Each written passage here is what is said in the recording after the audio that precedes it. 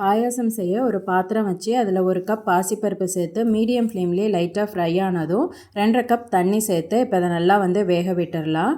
இந்த பாயாசம் செஞ்சு முடிக்கிற வரை நம்ம ஸ்டவ்வோட ஃப்ளேம் மீடியம் டு லோ ஃப்ளேம்லேயே இருந்ததுன்னா ரொம்ப நல்லாயிருக்கும்.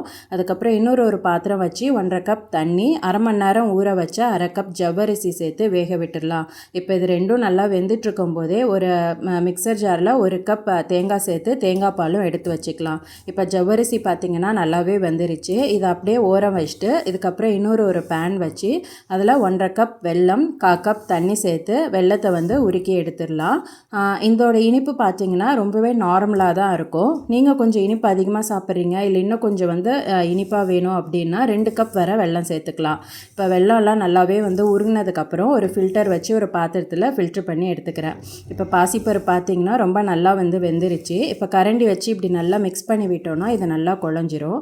இப்போ இதோட நம்ம மெல்ட் பண்ணி எடுத்த வெல்லம், வேக வச்ச ஜவ்வரிசி, அதுக்கப்புறமா தேங்காய் பால், இது 2 கப் இருக்கும் தேங்காய் பால், இதோடையே 5 ஏலக்காய் தட்டி சேர்த்துக்கிறேன். இப்போ இது எல்லாத்தையும் நல்லா மிக்ஸ் பண்ணி விட்டு ரொம்பலாம் கொதிக்க விட வேண்டாம். அப்படியே ஒரு கொதி வர ஆரம்பிக்கணும். இந்த மாதிரி கொதிக்க ஆரம்பித்தோடனே நம்ம ஸ்டவ் ஆஃப் பண்ணிடலாம்.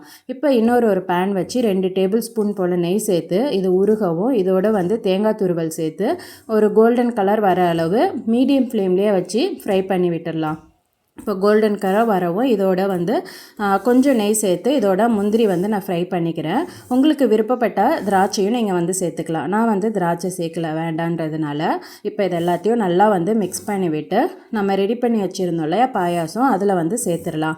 தேங்காய் துருவல் இந்த மாதிரி ஒரு கோல்டன் கலர் இருந்தால் தான் பாயாசமோடு சாப்பிட ரொம்பவே நல்லாயிருக்கும். இப்போ பாயாசம் இந்த மாதிரி ஒரு கன்சிஸ்டன்சியில் இருந்ததுனா தான் நமக்கு குடிக்க ரொம்ப நல்லாயிருக்கும். ஏன்னா இது கொஞ்சம் ஆற ஆற நமக்கு கெட்டியாக ஆரம்பிக்கும். அதனால் இது ட்ரை பண்ணி பாருங்கள், ரொம்ப டேஸ்ட்டாக நல்லாயிருக்கும்.